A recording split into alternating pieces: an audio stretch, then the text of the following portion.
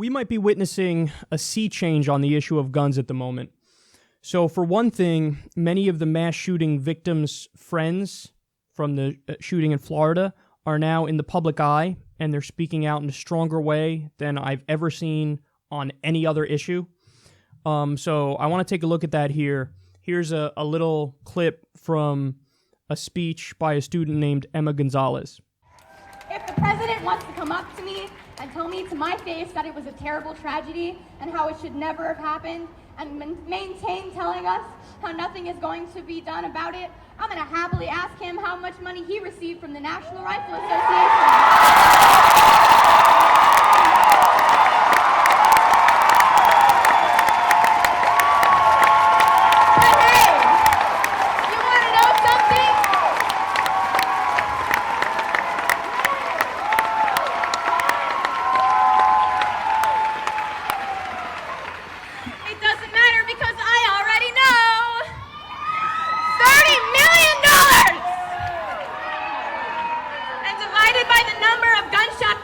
United States in the 1.5 months in 2018 alone, that comes out to being $5,800.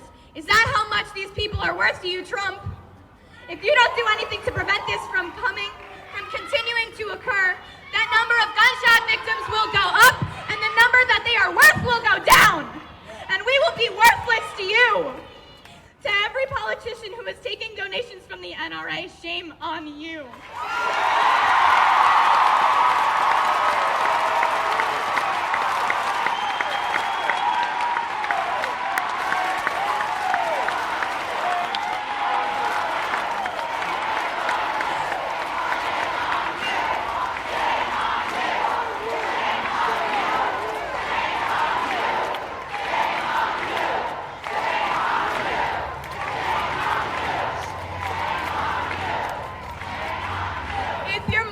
Was as threatened as us, would your first thought be, how is this going to reflect on my campaign? Which should I choose? Or would you choose us? And if you answered us, will you act like it for once? You know what would be a good way to act like it? I have an example of how not to act like it. In February of 2017, 1 year ago, President Trump repealed an Obama-era regulation that would have made it easier to block the sale of firearms to people with certain mental illnesses. From the interactions that I had with the shooter before the shooting and the information that I currently know about him, I don't really know if he was mentally ill, but I wrote this before I heard what Delaney said. Delaney said that he was diagnosed. I don't need a psychologist, and I don't need to be a psychologist to know that repealing that regulation was a really dumb idea.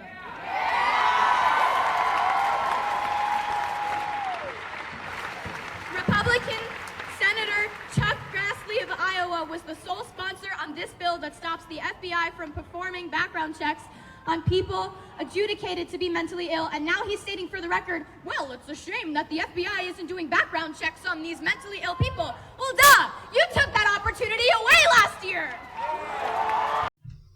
So, that's incredible for a variety of reasons. I mean, first of all, you would never, ever, ever, ever, ever, ever, ever, ever, ever see elected Democrats be that aggressive and that forthright and that concise in their messaging. And if they were, that would land in a way that you have no idea how much that would reverberate through society and how much people would appreciate arguments like that, because she's really cutting through the bullshit and getting to the heart of the issue. Hey, you took, she said 30 million. I read 21 million. But look at the debate we're having. Is it 21 or is it 30? It's fucking ridiculous either way. He took a colossal amount of money from the NRA, and now, shocker, he likes to sit on his fucking fat ass while kids are getting slaughtered, and he doesn't propose any idea that would fix it. Now, the common dodge from the right is, well, it was really mental health. It was about mental health, so we need to address that. Really? Then why did you guys try to repeal Obamacare 60 times, and why did you guys destroy Obamacare? Trump did through executive orders, and why are you guys trying to cut Medicaid right the fuck now? So, okay, you say this is about mental health? Great, then I guess you're going to support a bill that allows universal access to psychologists and psychiatrists under a Medicare for All system, right? No, you're not, because you're fucking liars. That's what you are. You're deflecting. That's what that's called. It's deflection. It's obfuscation. They're going to do nothing about this. Nothing. So here you have a student who's doing what elected Democrats throughout the country should be doing, but they're not. She has to do it after she saw her fucking friends get killed. And you wouldn't ever even see the media do this. Like, again, the job of the media is to hold people in power accountable and get the truth out there and get facts out there. You would think that somebody in the media would go, okay, hey, let's do an objective breakdown of what happens with guns in the United States versus guns in other countries. And you will see very quickly that we have way more mass shootings than any other country, and we have way more guns than any other country. So maybe there's a fucking connection there, and maybe it makes sense to do a universal background check and a high-capacity magazine ban and some other gun reforms. But no, nobody in the media would bring that up. Nobody in the media.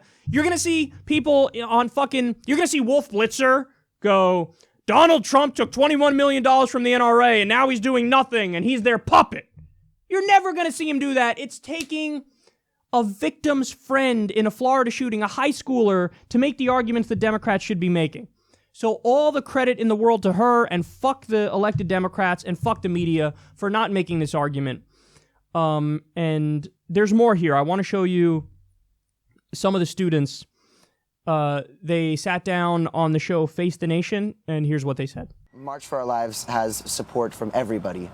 And at the end of the day, this isn't a red and blue thing. This isn't Democrats and Republicans. This is about everybody and how we are begging for our lives and we are getting support, but we need to make real change here, and that's exactly what we're going to do. So, Emma, what is the plan? You say you want to spark a national movement. It's one thing to talk about it. It's another thing to actually make it happen. What are you going to do? Well, what we have set up right now, we have a website, March for Our Lives. We're going to be doing a march in March on Washington, where we get students all over the country are going to be joining us. These kids are going to make this difference because the adults let us down. And at this point, I don't even know if the adults in power who are funded by the NRA, I don't even think we need them anymore because they're going to be gone by midterm election.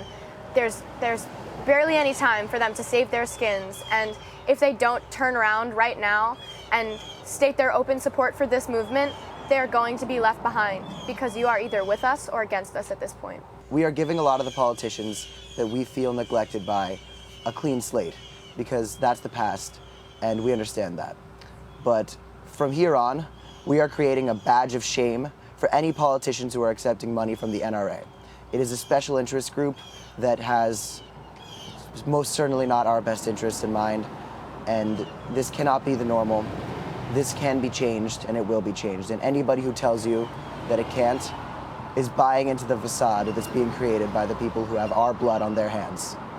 David, a lot of people saw the reporting that you did from inside the school while the shooting was taking place, and I'm truly sorry that all of you had to live through that. But I want to read to you what President Trump said last night. He said that it's actually the Democrats that have let you down because they didn't pass legislation when they controlled Congress. Does he have a point? President Trump, you control the House of Representatives, you control the Senate, and you control the executive. You haven't taken a single bill for mental health care or gun control and passed it. And that's pathetic. We've seen a government shutdown. We've seen tax reform, but nothing to save our children's lives. Are you kidding me? You think now is the time to focus on the past and not the future to prevent the death of thousands of other children? You sicken me. I just want to say something I've heard a lot is the word gun rights. And that has the connotation that we are trying to strip people of their rights. Well, first of all, we have the right to live. And second of all, here at March for Our Lives, at least for me, we don't want to take the guns away from Americans. My father is a police officer, he has guns, and I understand that having concealed weapons is good for protecting yourself. But an AR-15 is not needed to protect your house from robbers. It's not needed to hunt bears. An AR-15 is a weapon of war, and a 19-year-old who is mentally challenged and has problems was able to buy an AR-15 easily. We don't want to disarm America. We want to make America have to work for their weapons, and we have to make sure that everybody who has this kind of power in their hands has been cleared to have it. Because if Nicholas Cruz had gone through 5 minutes with any medical professional, they would have said, this person does not need an AR-15, this person needs a counselor. And 17 people would not have needed graves. Goddamn, man. Goddamn. This moment feels different. It really does. I don't know exactly why. I mean, I guess it's because the students are taking the lead. These people were just in a school as a mass shooting happened, and they saw their friends get fucking gunned down. But this one feels different. There was more... I don't know the right word for it. There was more concision and more directness and less bullshit on this issue in that short clip than on anything I've ever heard any Democratic politician say on this issue ever. There was no beating around the bush. There was no flowery rhetoric. It was all directly to the point. Hey, we need something to be done. Here's generally what we support. We're going to march on this issue to show everybody how serious we are on it. One of the kids said to Trump, shame on you. Shame on you. Because Trump said, hey, the Democrats, blame them because there was a time that they had a supermajority and they didn't get anything done. That's half true. But the part of it that's not true is, bitch, you control everything right now. So go do something right now. If you're saying, hey, he should have done something when he had control, okay. But by your own logic, you should do something now because you have control. Do it. Do it. But no, they're not doing it. But again, this is what a moment this is, because it's almost like the younger generation got so fed up and then they witnessed this and then it's all out there now. Really, you motherfuckers have been sitting around doing nothing, taking checks from the NRA as you let 32,000 people die every year in this country from guns. About 10 to 12,000 homicides every year. Don't tell me there's nothing you could do. That's just not true. Of course there's something you could do. You're choosing not to do it. So we're going to fucking make you do it. How about that? And they're right, man. So this one does feel a little different. I don't know if anything will happen. I mean, after Sandy Hook, when we didn't get gun control, we didn't get any kind of gun reform. Every reasonable people were saying, including myself, well, if this didn't change us, nothing's going to change us.